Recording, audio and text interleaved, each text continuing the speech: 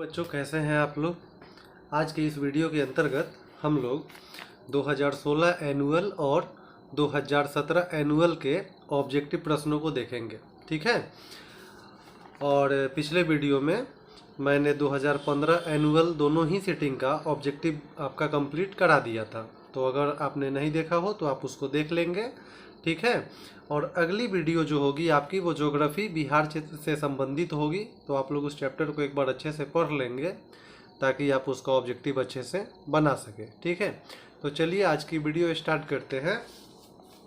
देखिए, हमारा 2016 एनुअल का जो फर्स्ट सेटिंग का पहला ऑब्जेक्टिव प्रश्न है उसमें बोला गया है एक रैखिक समीकरण का घात होगा। देखिए, अगर एक रैखिक है तो एक रैखिक समीकरण का जो घात होता है, जो पावर होता है, वो एक होता है। ठीक है। अब जैसे एक रैखिक समीकरण क्या हुआ, हमने पहले ही बोला है कि जो भी ऑब्जेक्टिव आपको देखना है वो कॉन्सेप्ट के साथ देखना है। तो अभी हम 2016 एनुअल का फर्स्ट सेटिंग देख रहे हैं। ठीक है, फर्स्ट सेटिंग। अब देखो, अब इसका कॉन्सेप्ट क्या कहता है, एक रैखिक समीकरण। अब एक रैखिक समीकरण कहते किसको है, जैसे यहाँ पे मान लीजिए हम एक एग्जाम्पल लेते हैं, जैसे 2x + 5। ठीक है, ये एक रैखिक समीकरण है। एक रैखिक समीकरण उसे कहते हैं जैसे यहाँ पे पावर कुछ नहीं, मतलब एक छुपा हुआ है, तो ये हो गया आपका एक रैखिक समीकरण। ये कौन सा समीकरण हो गया, एक रैखिक समीकरण। तो एक रैखिक समीकरण वो होता है जिसपे पावर कितना होता है, एक होता है। अब जैसे आप समीकरण पढ़ते हो 2x + 3y बराबर, मान लीजिए कि यहाँ पे 6 दे दी। अब ये बोलेगा ये कौन सा समीकरण है, तो यहाँ x पे पावर कितना है, कुछ नहीं, मतलब एक है। y पे पावर कितना है, कुछ नहीं, मतलब एक है। मतलब यहाँ पर जो मैक्सिमम पावर है वो कितना है, एक है। एक से बड़ा तो कोई है नहीं। तो ये कौन से समीकरण कहलाएंगे, ये कहलाएंगे आपके एक चर वाले रैखिक समीकरण। ठीक है। अब देखिए, अब यहाँ पे बात समझिए। और अगर आपसे पूछा जाए 3x² + 2x - 6 बराबर 0, ये कौन सा समीकरण कहलाएगा, तो यहाँ पे पावर कितना है, 2 है, तो ये द्विघात समीकरण कहलाएगा। तो अगर द्विघात हो तो उसका पावर 2 होगा, त्रिघात हो तो उसका पावर 3 होगा, और अगर एक रैखिक समीकरण है तो उसका पावर कितना होगा, 1 होगा। ठीक है। प्रश्न संख्या दूसरा। दूसरे प्रश्न में बोला गया है आपसे, दूसरे प्रश्न में बोला गया है tan π/2 का मान क्या होगा। देखिए, पाई का मतलब होता है 180, और 180 में आप कितने से भाग देंगे, 2 से, तो 90। तो tan 90 का जो वैल्यू होता है वो आपका इन्फिनिटिव होता है, अनंत होता है, अपरिभाषित। ठीक है। तो tan π/2 का वैल्यू क्या होगा, अपरिभाषित। ये ध्यान में रखिएगा।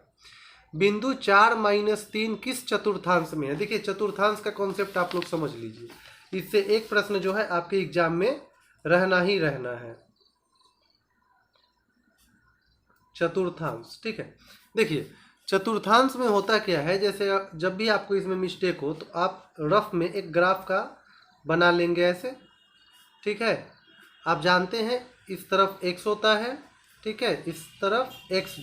ठीक है, इधर x हो गया, इधर x'। ऊपर में क्या होता है, तो ऊपर में होता है y और नीचे में होता है y'। ठीक है, इतना चीज़ हम लोग जानते हैं। अब देखिए, अब इसमें करना क्या है, हम सभी जानते हैं कि x का जो वैल्यू होता है इधर वो प्लस में होता है, और अगर x का वैल्यू माइनस में हो तो वो इधर जाएगा, निगेटिव होगा। y का वैल्यू यदि प्लस में हो तो वो ऊपर जाएगा, और y का वैल्यू माइनस में हो तो वो नीचे आएगा। ठीक है। अब देखो, अब आपको देख लेना है, जैसे कि मान लीजिए ये घर है। ठीक है, ये घर जो है ये किसके बीच में है, प्लस और किसके बीच में है, माइनस। मतलब ये लाइन और इस लाइन के बीच में है, तो हमेशा पहले x का वैल्यू लिखा जाता है, फिर y का वैल्यू लिखा जाता है। तो देखिए, ये जो घर है हमारा वो x वाले किस लाइन से घिरा हुआ है, प्लस वाले से, तो x का वैल्यू प्लस में हो गया, और y पे किस से घिरा हुआ है, माइनस से, तो y का वैल्यू माइनस में हो गया, प्लस माइनस। ठीक है। अच्छा, इस घर का देखिए, ये जो घर है ये x पे प्लस से घिरा हुआ है और y पे भी प्लस से घिरा हुआ है, तो ये प्लस और प्लस हो जाएगा। ठीक है। इस घर का देखा जाए अगर, तो यहाँ पे ये जो x है वो माइनस वाले लाइन से घिरा हुआ है और y प्लस वाली लाइन से घिरा हुआ है। ठीक है, इस घर का देखा जाए तो यहाँ पे आपका x भी माइनस वाले लाइन से घिरा हुआ है और y भी माइनस वाले लाइन से घिरा हुआ है, तो इसका हो जाएगा माइनस और माइनस। अब देखिए ये जो प्लस प्लस वाला होता है ये होता है पहला घर।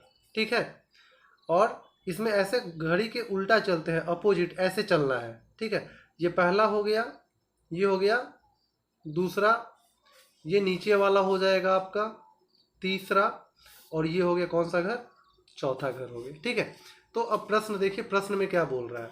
प्रश्न में आपसे बोला जा रहा है बिंदु 4 - 3। देखो 4 के आगे कोई चिन्ह नहीं है, मतलब प्लस है, तो पहले प्लस और बाद में माइनस, तो प्लस माइनस। तो देखिए प्लस माइनस किस घर में होगा, चौथे घर में होगा, तो हमारा ऑप्शन कौन सा हो जाएगा, हमारा ऑप्शन हो जाएगा डी, चतुर्थ।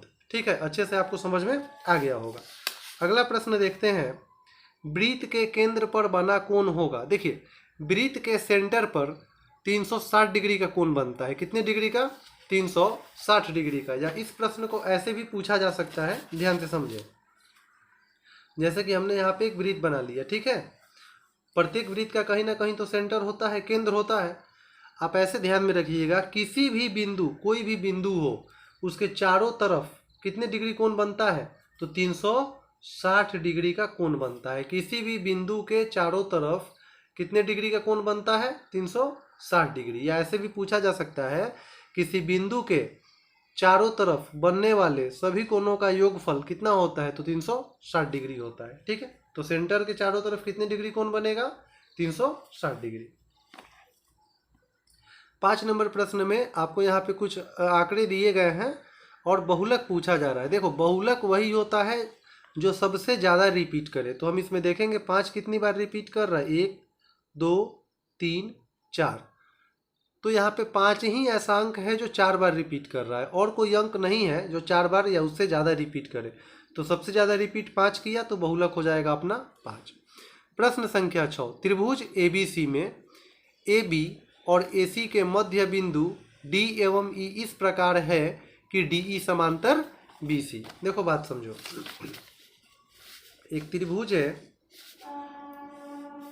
त्रिभुज है जिसका नाम रखा गया है ABC। AB का मध्य बिंदु D है और AB का मध्य बिंदु D है और AC का मध्य बिंदु E है। ठीक है, आप थेल्स पढ़ने में पढ़े हैं इसको। यहाँ पे ये जो DE है वो किसके समांतर है, BC के समांतर है। फिर प्रश्न में दिया हुआ है कि आपका BC जो है वो 8 सेंटीमीटर का है, तो बताइए DE कितना होगा। देखो त्रिभुज की जो तीसरी भुजा होती है उसके समांतर यदि कोई रेखा खींची जाए तो वो रेखा आधा होता है। अगर ये 8 सेंटीमीटर का है तो ये कितना हो जाएगा, ये हो जाएगा 4 सेंटीमीटर। ठीक है, या आपसे प्रश्न ऐसे भी दिया जा सकता है, एक त्रिभुज है, उसके तीसरी भुजा के समांतर हम एक रेखा खींच दिए। ठीक है, अगर ये वाली रेखा जो है 6 सेंटीमीटर की है, तो बताइए ये वाली रेखा कितनी होगी, तो ये कितना होता है उसका, इसका ये कितना होगा, दुगुना होगा। 6 है तो ये कितना हो जाएगा, 12। और अगर ये दिया जाए और ऊपर वाली रेखा पूछा जाए तो आधा कर देना, क्योंकि ये तो ऐसे ही तुमको इसकी अपेक्षा ये छोटा दिख रहा है बहुत। ठीक है, तो ध्यान रखिएगा, तीसरी भुजा से ये वाली रेखा आधा होती है। ठीक है, अगला प्रश्न है 7 नंबर, एक सिक्का को उछालने पर एक चीत आने की प्रायिकता क्या होगी। देखो कितने सिक्कों को उछाला जा रहा है, एक सिक्का को। तो अगर एक सिक्का को उछाला जाए तो हेड आने की प्रायिकता पूछा जाए या टेल आने की प्रायिकता पूछा जाए, आपका आंसर क्या हो जाएगा, 1/2। एक सिक्का को उछालने पे आंसर कितना, 1/2। ठीक है, 8 नंबर प्रश्न AP दिया हुआ है और आपसे पूछा जा रहा है इसका सारों अंतर क्या होगा। सारों अंतर मतलब डिफरेंस, कितने का डिफरेंस है सब में, 4 के बाद 10 हो गया, 16 हो गया, 6 का डिफरेंस है, ऑप्शन नंबर बी। 2 समरूप त्रिभुजों की संगत भुजाओं का अनुपात 4:9 है, तब उनके क्षेत्रफल का अनुपात होगा। देखो पिछले वीडियो में मैंने बताया था, अगर अनुपात वाला प्रश्न है और आपसे क्या पूछा जा रहा है, क्षेत्रफल पूछा जा रहा है, तो स्क्वायर कर दीजिए। क्षेत्रफल स्क्वायर में होता है, तो 4 का स्क्वायर 16 और 9 का स्क्वायर 81, तो 16:81। तो 16:81 कौन है? बी ऑप्शन है, 16/81। ठीक है। 10 नंबर है 1/√3 किसके बराबर है? तो देखो 1/√3 किसके बराबर होता है? 1/√3 जो है वो tan 30 डिग्री के बराबर होता है। ठीक है। और साइन 30 का वैल्यू क्या होता है? 1/2। कॉस 45, तो ध्यान रखना है आपको, 45 डिग्री पर साइन और कॉस दोनों का वैल्यू 1/√2 होता है और tan 60 का वैल्यू √3 होता है। ठीक है। चलिए अगले प्रश्न, अगले ईयर की तरफ चलते हैं। ये 2016 फर्स्ट सिटिंग है। चलिए अब हम लोग पहुंच चुके हैं 2016 सेकेंड सिटिंग में। इसका जो पहला प्रश्न है, बिंदु 2,3 एवं -2,3 के बीच की दूरी क्या होगी? देखिए दूरी वाले प्रश्नों को हम कैसे बनाते हैं। पहला प्रश्न जो है आपका दूरी निकालना है। यहाँ पे पहला बिंदु दिया हुआ है 2,3 और दूसरा बिंदु है -2 और 3। ठीक है। इसके बीच की हमें दूरी निकालनी है। देखिए दूरी जो है, दूरी किस चीज में होता है ध्यान रखना है आपको। पिछले वीडियो में हमने बताया है दूरी रूट में होता है। अभी हम जो भी पढ़ाएंगे वो कॉन्सेप्ट के साथ पढ़ाएंगे। हाँ, लेकिन 2018-19 के बाद जो है आपका जो भी वीडियो ऑब्जेक्टिव का होगा वो ट्रिक के माध्यम से होगा, जब आप पूरा कॉन्सेप्ट समझ जाइएगा। देखिए दूरी निकालने के लिए पहले वाले में से पहले वाले को घटा देते हैं। तो इसमें पहले क्या है? 2 है, उसमें से हम घटाएंगे। इसमें पहले क्या है? -2। तो देखो माइनस और फिर माइनस क्या हो जाएगा? प्लस हो जाएगा, उसका होल स्क्वायर, बीच में प्लस का चिन्ह। ऑब्जेक्टिव में आप कैलकुलेशन थोड़ा फास्ट ही करेंगे तो बेहतर रहेगा। इसमें बाद में क्या है? देखो 3 में से घटाएंगे। इसमें बाद में क्या है? 3 का होल स्क्वायर। मतलब पहले वाले में से पहले वाले को घटा लेना है और बाद वाले में से बाद वाले को घटा लेना है। तो 2 + 2 कितना हो जाएगा? 4 हो जाएगा, उसका होल स्क्वायर प्लस 3 में से 3 घटाओगे 0 का होल स्क्वायर। तो आप जानते हैं 4 का स्क्वायर कितना होगा?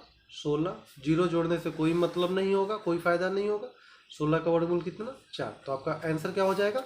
4 इकाई में। ठीक है। चलिए अगला प्रश्न देखते हैं। प्रश्न है एक द्विघात बहुपद दिया हुआ है x² - x + 4 के शून्यक अल्फा बीटा हो। ध्यान रखना है अल्फा बीटा के जगह पे वो किसी भी लेटर से सूचित कर सकता है। तब अल्फा प्लस बीटा का मान क्या होगा? देखिए बहुपद है दूसरे प्रश्न में x² - x + 4। ठीक है। और आपसे पूछा जा रहा है अल्फा प्लस बीटा। तो अल्फा प्लस बीटा का क्या फॉर्मूला होता है? -b/a। योगफल का फॉर्मूला -b/a। तो माइनस है तो माइनस, b के जगह पे देखो क्या है? a b के जगह पे क्या है? माइनस कुछ नहीं मतलब 1, और बटे में a के जगह पे कुछ नहीं मतलब 1। तो यहाँ पे ये हो गया माइनस माइनस प्लस, सीधे कितना? 1। और यदि अल्फा बीटा गुणनफल पूछा जाए तो गुणनफल का फॉर्मूला होता है c/a। ठीक है, c/a। c का वैल्यू देखिए क्या है? a b c 4 बटे a है तो a के जगह पे कुछ नहीं मतलब 1, तो नीचे तो 1 छुपा रहता है, सीधे हम क्या लिख सकते हैं? 4। तो योगफल का फॉर्मूला -b/a और गुणनफल का c/a। प्रश्न संख्या 3 देखिए और ध्यान से समझिएगा। तीसरे प्रश्न में है 2 वृत्तों के क्षेत्रफल 4:9 के अनुपात में है। देखो यहाँ तुम्हें क्षेत्रफल का अनुपात दिया हुआ है और इनकी त्रिज्या का अनुपात क्या होगा। तो अगर अनुपात देकर क्षेत्रफल पूछा जाए तो हम स्क्वायर करेंगे, और यदि क्षेत्रफल ही दिया हुआ है और कुछ भी पूछे तो इसका वर्गमूल कर दो। तो 4 का वर्गमूल कितना हो जाएगा? 2 हो जाएगा, और 9 का वर्गमूल 3, तो 2:3। ठीक है। 4 नंबर प्रश्न जो है sec² θ - 1। देखो आपको याद रखना है, यहाँ पे समझो 4 नंबर प्रश्न में बोलता है सेक स्क्वायर थीटा माइनस 1 बराबर 1 क्या होगा। तो आपको फॉर्मूला ध्यान में रखना है, sec square theta minus tan square theta बराबर 1। ठीक है, अब जैसे देखो सेक का रिलेशन किसके साथ चलेगा, टेन के साथ। तो अगर यहाँ पर सेक है, ठीक है, क्या है, सेक है, तो उस तरफ क्या होगा, टेन होगा। और अगर मान लो ऐसे दे दिया जाए 1 प्लस टेन स्क्वायर थीटा बराबर 1, तो देखो अगर इधर टेन है तो उधर क्या होगा, सेक होगा, और अगर इधर सेक है तो उधर क्या होगा, टेन होगा। तो ध्यान रखना सेक का रिलेशन टेन के साथ चलता है। ठीक है, उसी प्रकार से यहीं पे यह भी चीज जान जाइए आप, cosec square theta minus cot square theta बराबर 1। कॉसेक का रिलेशन किससे चलता है, कॉट से। तो अगर इस तरफ कॉसेक होगा तो दूसरी तरफ कॉट होगा, और अगर इस तरफ कॉट होगा तो दूसरी तरफ कॉसेक होगा। ये ध्यान में रखना है, सेक का रिलेशन टेन से और कॉसेक का रिलेशन कॉट से। ठीक है, तो अगली बार जब इस टाइप का प्रश्न आएगा तो सीधे आपको बता दिया जाएगा। ठीक है, इसीलिए यदि आप पढ़े भी हैं तो आप वीडियो देखिए और कॉन्सेप्ट को समझिए। तो 4 नंबर प्रश्न देखते हैं। तो सेक स्क्वायर थीटा माइनस 1, तो क्या पढ़ा अभी आपने, सेक है तो सेक का रिलेशन किससे चलता है, टेन से। तो हमारा ऑप्शन हो जाएगा सी नंबर ऑप्शन। ठीक है, प्रश्न संख्या 5 देखिए, प्रश्न संख्या 5 में आपको एक चित्र दिया हुआ है।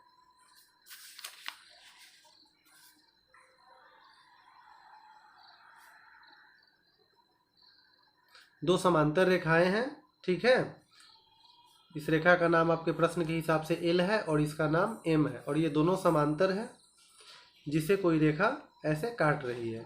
ठीक है, ये जो वैल्यू है ये है 3D प्लस 50 डिग्री, और इस कोण का मान है 2D प्लस 20 डिग्री। और आपसे पूछा जा रहा है D का वैल्यू बताइए क्या होगा। देखो जब भी इस टाइप का प्रश्न पूछा जाए तो याद रखना, जब भी समांतर रेखा को कोई रेखा क्या करे, काटे, तो ये दोनों तो एक ही तरफ के कोण है ना अंदर में, तो एक ही तरफ के कोणों को जोड़ने पर 180 डिग्री आता है। ठीक है, एक ही तरफ के कोणों को जोड़ने पे कितना आता है, 180 डिग्री। तो देखो ये कितना है, 3D प्लस 50, तो 3D प्लस 50 उसमें जोड़ दो। ये कितना है, 2D प्लस 20, तो एक ही तरफ के दोनों कोनों को हम जब जोड़ेंगे तो ये कितना आएगा, 180 डिग्री आएगा। अब इसी पे हम एक कॉन्सेप्ट आपको और बताएंगे। ठीक है, तो ध्यान से समझिएगा। 3D में जब हम जोड़ेंगे 2D तो कितना हो जाएगा, वो 5D। बराबर के उधर कितना है, देखो 180 डिग्री। 50 प्लस में है उधर ले जाएंगे माइनस में, 20 प्लस में है उधर ले जाएंगे माइनस में। तो 5D बराबर 180 में से 50 जाएगा तो 130 हो जाएगा, और 130 में से 20 जाएगा तो 110 हो जाएगा। ठीक है, आप इसे 5 से कटा सकते हैं, तो 110 कितने से कट जाएगा, 22 से। तो D का वैल्यू कितना आ गया अपना, 22। ये आपका क्या हो जाएगा, आंसर हो जाएगा। ठीक है, तो एक ही तरफ के कोणों का योगफल कितना होता है, 180 डिग्री होता है। तो आपका ये जो प्रश्न है वो इस कॉन्सेप्ट पे बन जाएगा। लेकिन मान लीजिए अगर क्वेश्चन चेंज कर दिया, जैसे समझिए, इसीलिए आप ध्यान रखिएगा, ये नहीं कि जो प्रश्न हम पढ़े हैं तो हम वीडियो स्किप कर देंगे। आप अच्छे से समझिएगा, हो सकता है कि आपके एग्जाम में जो है क्वेश्चन इसी पैटर्न पे हो लेकिन वो दूसरे कॉन्सेप्ट पे पूछ दे, तो हर एक कॉन्सेप्ट समझना है। अब जैसे मान लीजिए वही उसी टाइप का प्रश्न हो कि दो समांतर रेखाएं हैं जिसे कोई रेखा क्या कर रही है, काट रही है। ठीक है, अगर इस कोण का मान दे दिया जाए 3D प्लस 7, ठीक है, और इस कोण का मान दे दिया जाए 2D प्लस 5, ठीक है, और आपसे पूछा जाए D बराबर व्हाट, D का वैल्यू बताइए क्या होगा। ठीक है, तो देखो ये जो दोनों समांतर रेखाएं हैं, तो इस रेखा के नीचे वाला कोण और इस रेखा के नीचे वाला कोण क्या होगा, बराबर होगा। उसी प्रकार से इस रेखा के ऊपर जितना कोण बनेगा ठीक है। और इसी साइड इस रेखा के ऊपर जितना कोण बनेगा ये दोनों का मान क्या होगा, बराबर होगा। वही बात सेम टू सेम इधर वाले के लिए, जैसे मान लो इधर इस लाइन के नीचे जितना कोण बनेगा ना, इधर भी इस लाइन के नीचे उतना ही कोण बनेगा। तो ऐसा प्रश्न यदि हो तो इसके नीचे जितना इसके नीचे भी उतना ही, तो हम दोनों को क्या कर देंगे, बराबर कर देंगे। तो वहाँ है 3D + 7, वो किसके बराबर हो जाएगा, 2D + 5। और यदि दोनों अंदर में ही हो एक ही तरफ, तब जोड़ के कितना लाना होगा, 180। तो आप अच्छे से समझ गए होंगे अब। तो 3D 2D प्लस में है, इधर लाएंगे माइनस में, बराबर को उधर कितना बच जाएगा, 5। 7 प्लस में उधर ले जाओगे माइनस में, तो 3D में से घटाओगे 2D तो 1D, और 5 में से 7 जाएगा तो -2, तो ये आपका आंसर हो जाएगा। ठीक है, तो आप दोनों ही कॉन्सेप्ट को आप समझ चुके हैं। आपका अगला प्रश्न है प्रश्न संख्या 6। यदि E कोई घटना हो तब PE + PE' का मान क्या होगा। देखो P करने का मतलब होता है प्रायिकता, तो बच्चों याद रखना प्रायिकता का जो योगफल होता है वो प्रायिकता का योगफल 1 होता है। ठीक है, प्रायिकता का योगफल 1 होता है। प्रश्न संख्या 7, बहुलक पूछा जा रहा है। तो देखो बहुलक वही होगा जो सबसे ज़्यादा रिपीट करे, तो सबसे ज़्यादा रिपीट इसमें कौन कर रहा है, 7, 1 2 3, 7 3 बार रिपीट कर रहा है, और कोई असांक नहीं है जो 3 बार रिपीट करे, तो हो जाएगा 7। 8 नंबर प्रश्न, जब AP के प्रथम पद 2 हो और सारों अंतर 3 हो, तो पहला पद 2 है और 3 का डिफरेंस होना चाहिए। तो देखो यहाँ 2 है और उसके बाद 4 का डिफरेंस हो गया, 2 5 8, पहला पद 2 है और सबके बीच 3 को डिफरेंस है, 3 बढ़ रहा है, तो यही आपका ऑप्शन हो जाएगा। 9 नंबर प्रश्न, sin π/4 - cos π/4 का मान क्या होगा। देखो पाई का मतलब 180 डिग्री, और 180 में 4 से भाग दोगे तो 45 डिग्री, और आप जानते हैं 45 डिग्री पर साइन और कॉस दोनों का वैल्यू बराबर होता है। ठीक है, तो साइन 45 डिग्री और कॉस 45 डिग्री दोनों का वैल्यू उतना ही होता है, तो घटाने पे कितना आ जाएगा, 0 आ जाएगा। Option number B. कोण थीटा वाले त्रिज्य खंड का क्षेत्रफल क्या होगा। तो देखो त्रिज्य खंड के क्षेत्रफल का क्या फॉर्मूला होता है, त्रिज्य खंड के क्षेत्रफल का फॉर्मूला होता है πr² थीटा बटे 360, πr² थीटा बटे 360। तो हमें ये ऑप्शन खोजना है। ठीक है, ऑप्शन नंबर कौन सा हो जाएगा, πr² थीटा बटा 360। इसमें तो πr³ हो गया, ये खत्म हो जाएगा, ये πr है, थीटा है, πr² होना चाहिए, ये भी नहीं होगा, πr² थीटा बटे 270, ये भी नहीं होगा। देखिए πr² थीटा बटे 360, तो हमारा कौन सा ऑप्शन हो जाएगा, डी ऑप्शन हो जाएगा। तो अभी आपके लिए हम एक प्रश्न दे रहे हैं, आप उसका कौन सा ऑप्शन सही होगा वो कमेंट में बताइएगा। ठीक है, प्रश्न आपके लिए है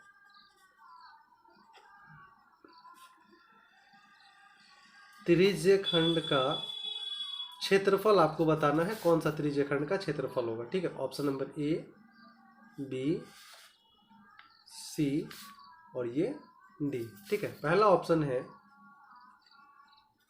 πr² बटे 260 इंटू थीटा। ठीक है, बी ऑप्शन है πr² थीटा बटे 180। सी नंबर ऑप्शन है 2πr² थीटा बटे 720, और ऑप्शन नंबर डी है इनमें कोई नहीं।